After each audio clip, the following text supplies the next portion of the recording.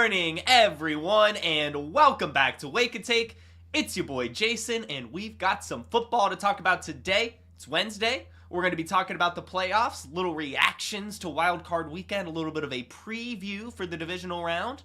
Hot takes, game picks, DFS, betting advice, you know the works. So go ahead and take out your coffee, sit back, relax, and enjoy the show.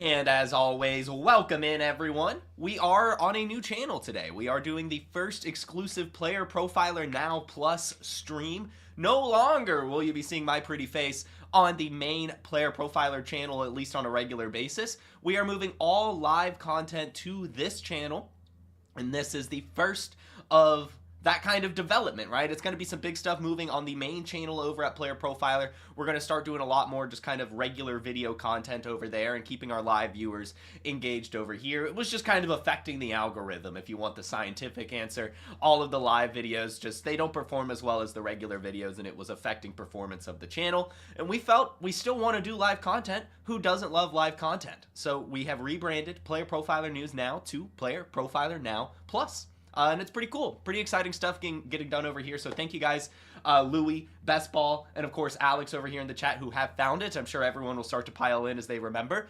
Tried to tease it over the last couple weeks, but I know it's always hard to remember these things. And we'll see how it goes. I'm pretty excited. I think it's a big move, and I think it's an exciting move. So lots of developments, as always, happening over at Player Profiler.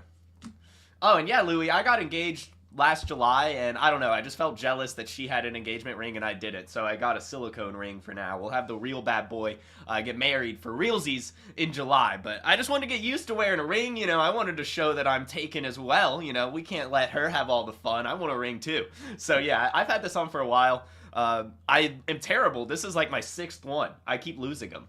They just, I fidget a lot, and because they're rubber, they like, I don't know. They just come off really easily, and I'll like play with it and stretch it, and then I'll drop it, and then I can't find it. And you know, whatever. That's just a Jason thing. It is what it is. But yeah, thank you for the congratulations.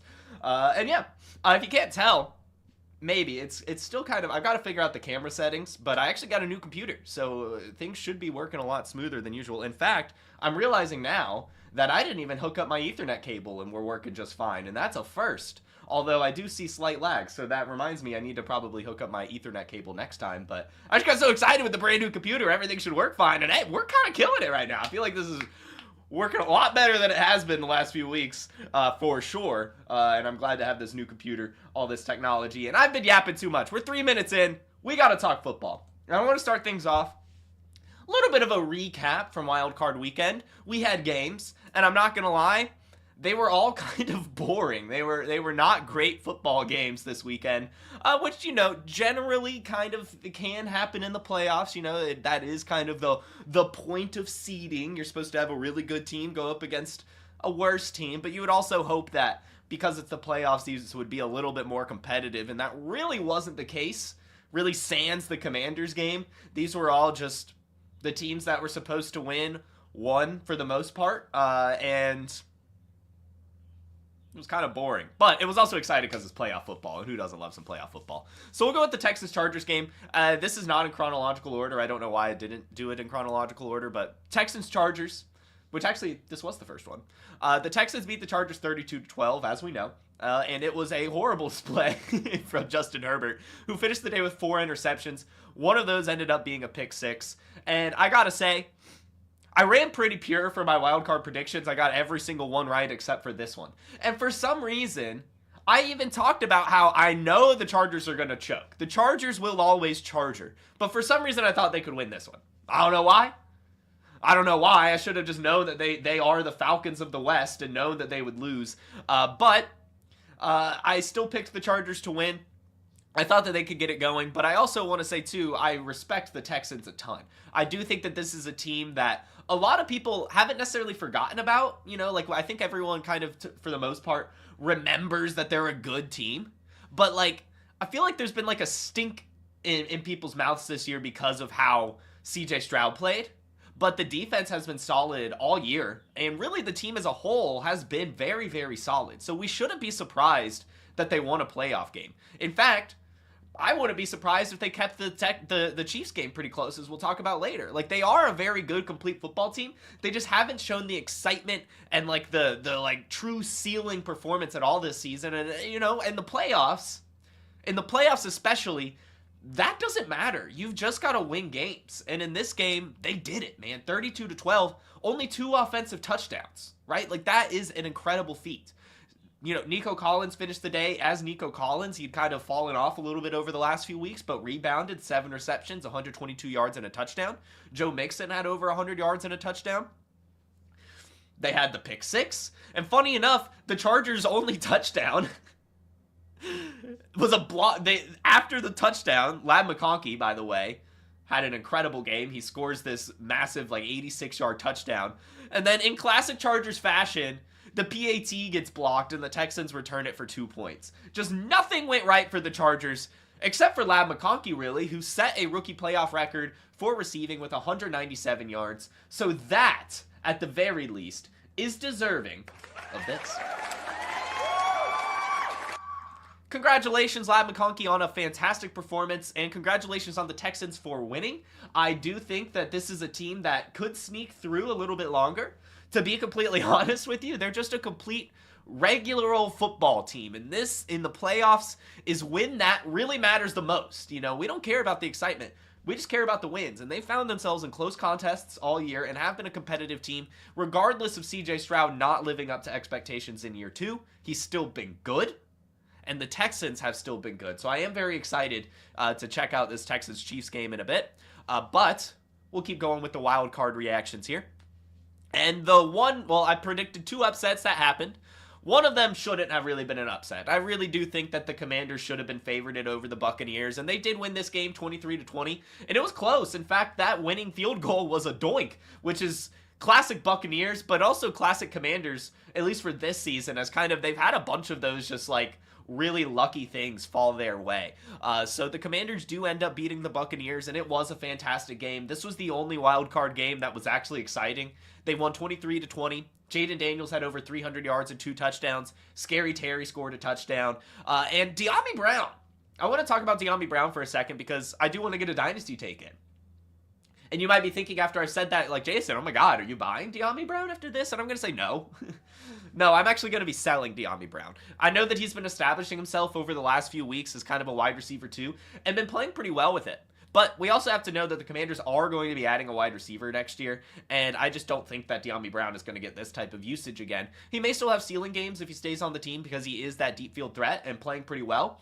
But right now, based off the playoff hype, and I think that you could probably get like a third for him. And I wouldn't mind taking that shot, to be honest, because I think at the very least you'd be able to get him again for a third if you really wanted. But Scary Terry's still going to be there, and they're going to be adding a weapon in the draft. So I don't really want De'Ami Brown on my dynasty roster right now. This is a little bit of a sell window, so I do want to go ahead and mention that while we're talking about the Commanders. I think it's important. But this is a really good offense. They've played really well in this game, and it's just really exciting. Just really is. To see a rookie quarterback do this, this is their first playoff game in like 20 first playoff win in like 20 years, which is just, really, it's immaculate. To see that from a rookie season, from Jaden Daniels, the way he's played, it really is just unbelievable. And they won 23-20, and honestly, you wouldn't believe it. Like, you would think, like, based on those stats, and as we'll talk about with the Buccaneers here, that they ran away with it. But no, they only won by 3, and that's just what the Buccaneers do. They just keep games close. They play really well.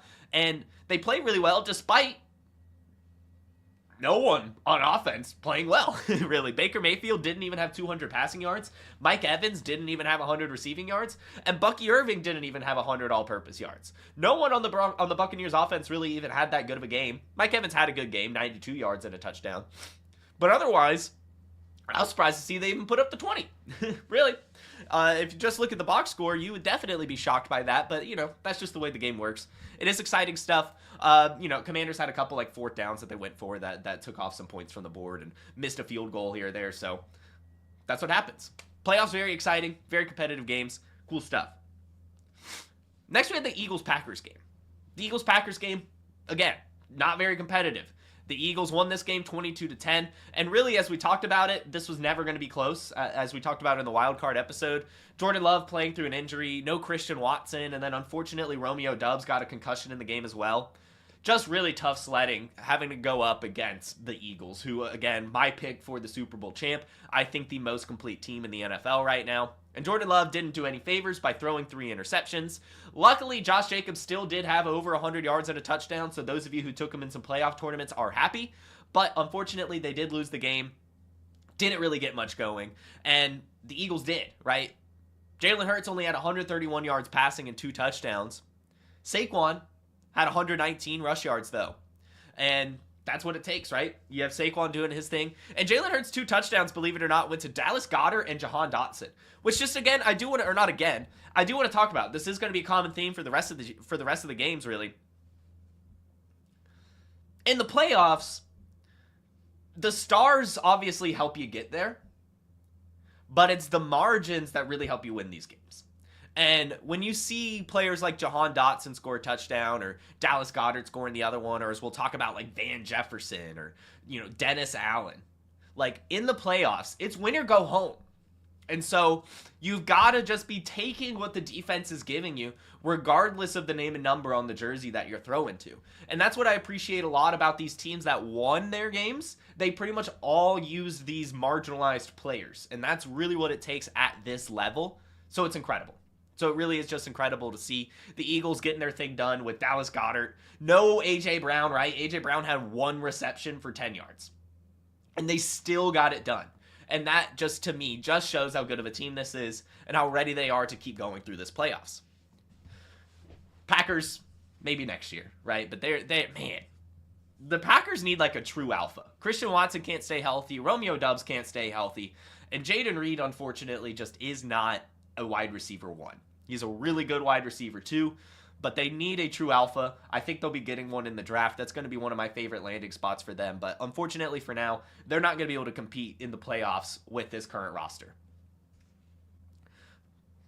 Ravens Steelers. Another one that, again, just not that competitive. Ravens win 28-14, and really the Steelers 14 just comes. They just come. Like, it doesn't even really, like, it just kind of happened. It wasn't like it was like 14-14 at one point, It was just the Ravens dominated this game from the beginning, as expected. But I do want to say the Steelers played fine. Russell Wilson had 270 yards and 2 touchdowns. George Pickens had 87 yards and a touchdown. Van Jefferson scored the other one. So I think maybe if they didn't go up against the Ravens, they maybe would have been able to eke one out. But that's the playoffs for you. You go up against the tough teams. And the tough teams, like the Ravens, went insane. The King, 186 yards and 2 touchdowns. Anyone that has Derrick Henry on their playoff teams are very excited right now, and especially hoping that they can beat the Bills. And Lamar Jackson, over 250 all-purpose yards, 2 touchdowns. And as mentioned with the Eagles, right? The 2 players that caught the touchdowns, Rashad Bateman and Justice Hill. It wasn't Mark Andrews. It wasn't Isaiah Likely. It was these guys. And again, that's just really, really important to me in the playoffs, seeing those types of players get the touchdowns, find the end zone. That's how you win these games. Bills-Broncos. Again, not competitive at all. It seemed like it would be, though, because the Broncos came out the gate and scored a touchdown immediately. Troy Franklin had a really long touchdown grab, and it was amazing to see. And then they held the Bills to a field goal. And it was like, wow, we might have ourselves a game. And then nothing happened the rest of the game for the Denver Broncos. The Bills scored 31 unanswered points, which is just unbelievable. James Cook, 120 yards and a touchdown. Josh Allen, over 300 yards and 2 touchdowns. And who scored them? Curtis Samuel and Ty Johnson, the marginalized players. And so it's just really, really important to note that, especially if you're playing some DFS, you can take a shot on these cheaper players. More likely than not, they're gonna get involved. It's really exciting to see. And finally, Rams, Vikings. Win exactly as expected for me.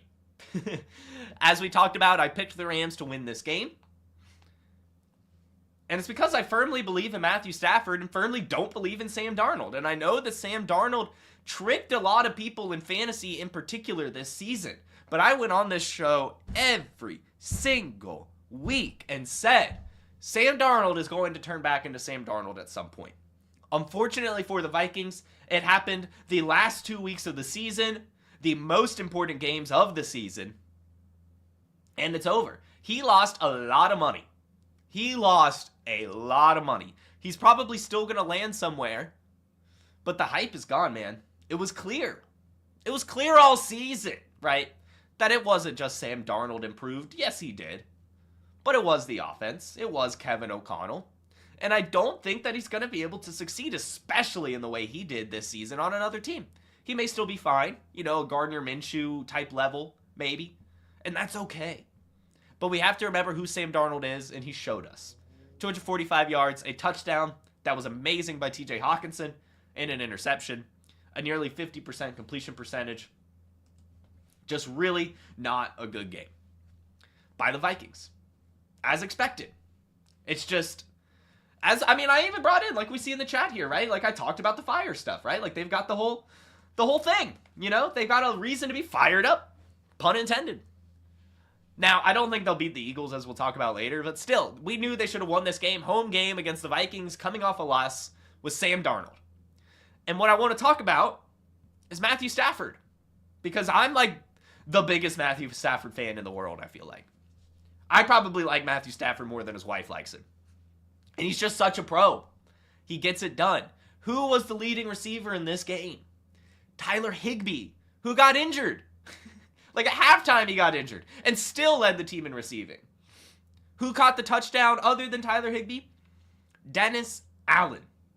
And so again, I just want to let you guys know, especially for future reference, the teams that can win and will win in the playoffs, they win on the margins. They use these players who we haven't really heard from all season because it's win or go home. You just got to take what the defense gives you. You can't stop these drives regardless. Puka Nacua covered. Cooper Kupp not even out there. Okay, where's Dennis Allen? Where's Colby Parkinson? It's beautiful to see these quarterbacks think like that and perform like that. And it's beautiful to see these marginalized players show up on the big stage. It's just exciting. I really do love playoff football. While the games weren't that exciting, other than the Buccaneers one, I think we learned a lot. And I think that it was still some good football. And we got the best teams advancing too. Like this next round, the divisional round, I love all these games. They're gonna be amazing. So let's talk about them. But before we talk about them, I do want to tell you guys just a little bit about Player Profiler. Hey, I want to take a moment to thank you for tuning in. It's important to me that all of our media be free, and one of our key missions is to make as much statistics and information and deep analysis available on PlayerProfiler.com for free. This is only possible because of you allowing a true independent sports media enterprise to thrive unlike any other in the business. So please subscribe to the All In package to continue to make all this possible. If you can't do All In, that's okay. We have a draft kit. Or you can just subscribe to the player rankings. Those now include tight end premium FFPC ranks, our brand new data analysis package will blow your hair back. And of course, there's our Dynasty Deluxe and our DFS Dominator. Take a moment, check out our premium services to ensure that all of our stats, information, data, content is available to you, especially you, the people that get the site and get the show. Get the Player Profiler All-In package. I cannot recommend it enough, especially as we are heading into the Dynasty In season. Really great tools to help you stay on top of all your Dynasty leagues. Trade analysis. You know what? The Podfather talked about it all. What am I doing? Go get it. So we've got some games, and my nose is really bothering me right now. I'm holding back a sneeze. So bear with me.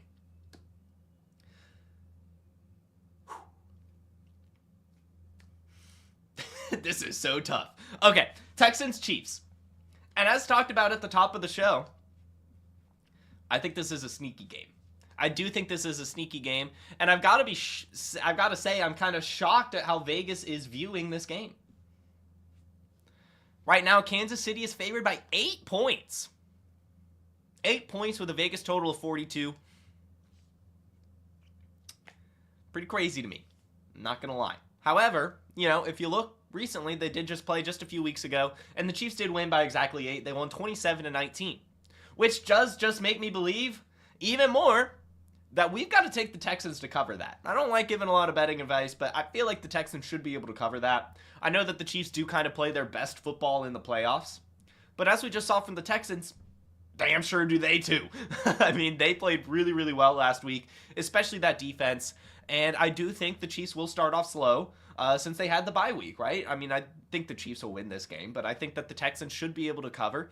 And honestly, while I'm saying that, I think the Texans could win, right? I don't think they will, but like if I woke up, I'm going to be watching this damn game. What am I talking about? But you know what I mean? Like if I woke up the following morning and checked my phone and saw the Texans beat the Chiefs, I would not be shocked in the slightest because they're a good football team. And I like them a lot. I really do. I wish Jalen Petrie was healthy because if Jalen Petrie was healthy, I really do think he would make a world of the difference on defense being able to shut down Travis Kelce especially. Because we see the Chiefs started to use Travis Kelce a little bit more towards the end of the season like we saw last year. Travis Kelce is going to be a lot more involved in this game. We'll talk about that when we get to my underdog picks. But I do think the Chiefs win this game. I do think they win it. In fact, I might take the under, the 42 under. And I know that this is already a low total at 42. I think this game is going to be slow and not very high scoring, really at all. I don't think that either of these teams are very high-powered for this game. Obviously, they'll still put up points. Maybe right around 42, to be honest. Don't put money on the under. But that's kind of how I feel. I would put money on the Texans covering, though. I really do think that this is going to be a very close game. Like we saw last time the Chiefs and Texans were in the playoffs, right? Like the Chiefs went out, what was it? It was maybe the other way around. Either way, either the Texans started off hot and then the Chiefs came back to win, or the Chiefs started off really hot and then the Texans almost won. Should have fact-checked that. I remember it being close and Davis Mills having like a crazy game and all that stuff. So I just think that this is going to be a lot closer than people are giving credit for. And I want to say the Texans cover. I do say the Chiefs win. And I do say that Travis Kelce has a pretty damn good game. I think that Travis Kelce has been kind of saved for the playoffs and will be able to show up in this big game like he did last season. So unfortunately, the Texans' fun run does end here, I think. But again, I do want to say, and I'm going to stay firm on it, I really don't think the Chiefs make the Super Bowl this year. And if they do, I don't think they win it. I don't think they're getting the three-peat. I really, really don't. It doesn't feel like a Chiefs Super Bowl year. They're not as complete as they have been, and they don't look the same. They're not playing the same. And so and the Bills and the Ravens especially, they both look like better teams right now, at least in terms of like a head-to-head, just one game, season on the line type game. Those teams I think would beat the Chiefs. And I think, again, the Texans could do it. They're a very, very sneaky team, and it's going to come down to turnovers, which is why probably the Chiefs are going to win, because the Texans are probably going to turn the ball over more. Nah, Dustin, the Rams aren't winning anymore. How about we talk about that one? The Rams are heading to Philadelphia, taking on the Eagles, and I see Dustin saying they're giving it to the Rams. I mean, hey, I will say they could have given it to the Chargers too, who are also from Los Angeles, But the Rams, of course, they had the home field advantage type thing and all that drive. But I don't think the Rams are going to be able to go into Philadelphia to beat the Eagles. The Eagles are favored by 6. The total is about 43.5. And they did play this year. The Eagles won by 17. It was 37-20. And honestly, I think it's going to go about the same. I really do think it's going to go just about the same. The Rams, they're going to put up points like they did. If the score is 37-20, that sounds about perfect. Really.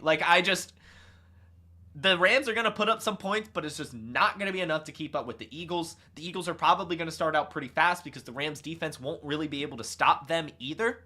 And Saquon Barkley is going to have an amazing game. I think Saquon Barkley is going to go absolutely sicko mode in this one and really put the Eagles on his back in this game. And the Rams, I'm just not sure. I mean, it's going to have to be Puka Nacua, who's probably going to have a good game. And maybe Cooper Kupp rebounds a little bit or something here, but it's just not going to be enough. The Rams are just not good enough to beat the Eagles.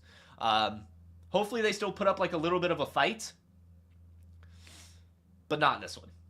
Not this one. The Eagles definitely win this game. In fact, I wouldn't be surprised if they won by more than 6 in this one. Unfortunately. unfortunately, because I do love Matthew Stafford and I love the Rams, but I think they need to look to next year, one more season with Matthew Stafford's contract and everything, Cooper Kupp's contract. Really put it all together next year and see what happens, but this year, it's not their year, especially on defense. Against this Eagles team in Philadelphia, no way, Jose. Not happening. Rams lose to the Eagles. And then the next two games are amazing. Just amazing. The Commanders are heading to Detroit to take on the Lions, and the Lions are favored by 9.5. So I'll say the Commanders covered that. That's a crazy spread for the playoffs to me, especially since the Lions have, like, no defense right now. And as evidenced by that, Vegas is expecting 55.5 points in this one. And I wouldn't be surprised if it went over. That's the highest total on the board this week. And it is going to be a shootout. And I think the Lions are shaking in their boots, to be completely honest with you. I would hate to have to go up against Jaden Daniels right now, especially with that defense. And the Lions, they're just a little too injured on defense right now. Like I've said, I don't think they make it to the Super Bowl this year. I do think the Philadelphia Eagles get there. And even if the Lions do make the Super Bowl, I don't see them winning. Maybe if they took on the Bills, but none of the other teams who they match up against, well. And I just don't see it happening. In fact, again, I could see the Commanders winning this game. I don't think they will. I'm going to at least take them to cover the 9.5. I think it'll be very, very close. And I think this is going to come down to what Jared Goff we get. If we get regular old Jared Goff, who's been playing a lot better lately, and all season really, and really since he's been in Detroit, then yeah, we're good. But we have seen some floor games from Jared Goff. We really have. Luckily, though, I don't think that's going to happen against the Commanders. I don't think that defense is good enough to get that out of Goff. I think the bye week is going to be really good for them to just reset. They haven't had a bye in forever. They had one of the early bye weeks this season, so this should be huge for them. And I think what's really going to help the Detroit Lions especially is David Montgomery. David Montgomery is returning this game, and I think that's huge for the game plan because the Commanders are going to be able to score quick, and they want to take off as much time off the clock as possible, and David Montgomery is going to help them do that. I wouldn't be surprised if they actually leaned on him in the run game a little bit more than we're expecting. I know Vegas is saying that it's going to be a shootout, and it probably will be.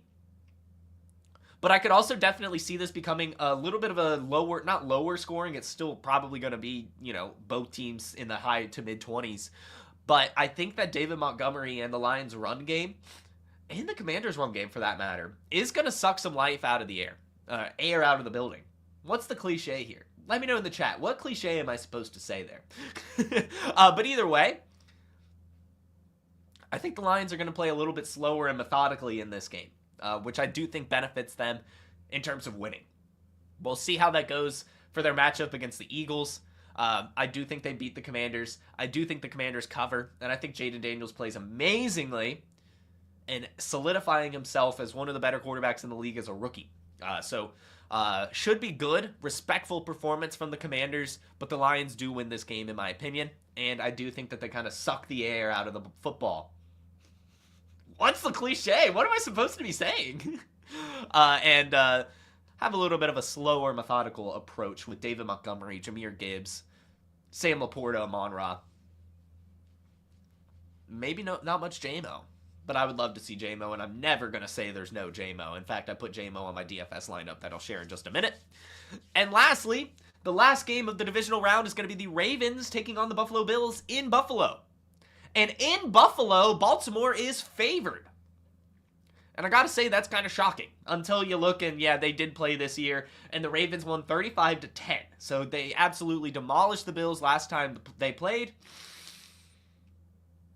I don't see that happening again. I just don't. I do think the Bills win this game.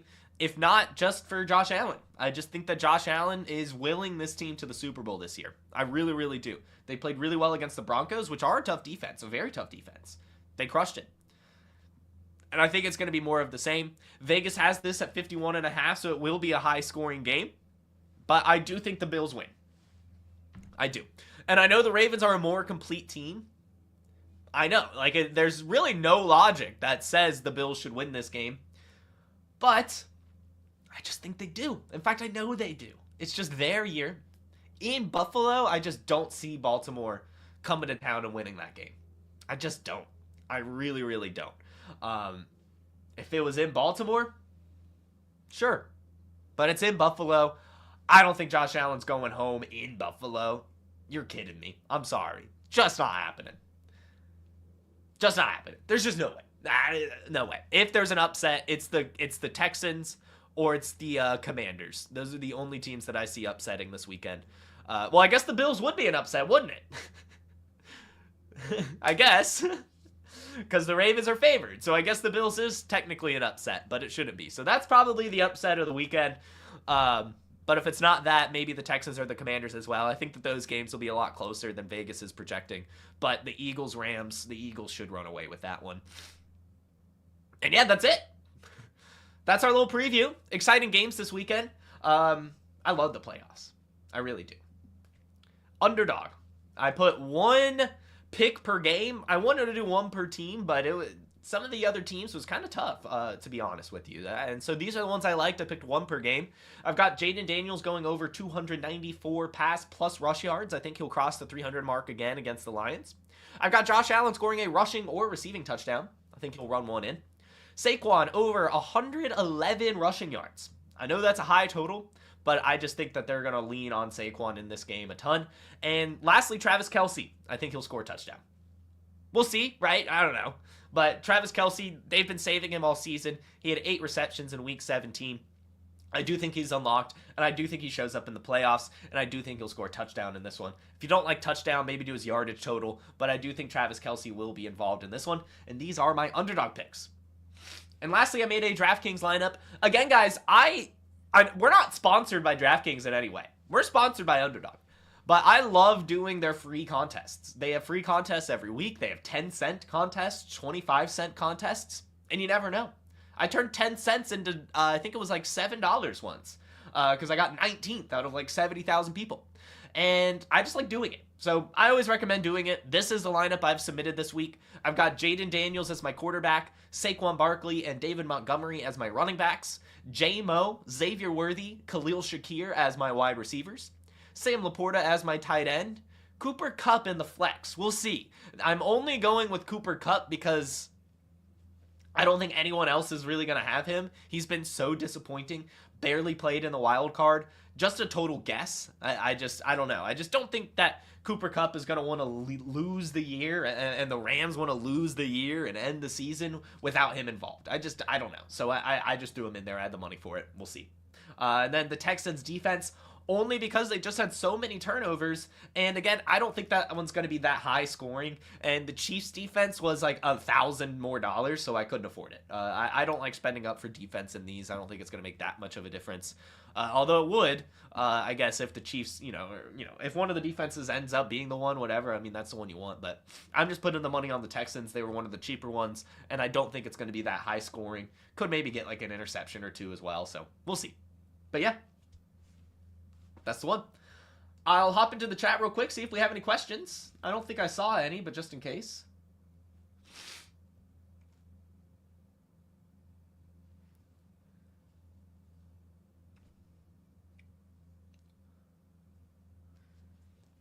Yeah, this is true.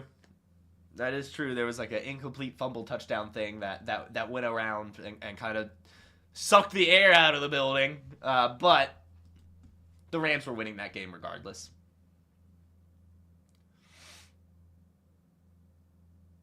I do need to look at the light to sneeze.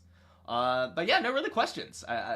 Thanks all for tuning in on the brand new Player Profiler Now Plus channel. Make sure you hit that like button. Make sure you subscribe. And we'll see you Friday for a news of the week review episode. Thanks again. You all have a wonderful Wednesday. Fantastic rest of your week. Hit that like, hit that subscribe, and I'll see you later. Peace. Hey, I want to thank you for being part of this broadcast. If you have any thoughts on it, leave a comment. If you enjoyed it, make sure you leave a like. And if you want to see more shows on the Player Profiler channel, subscribe to it. That's how we know you want more.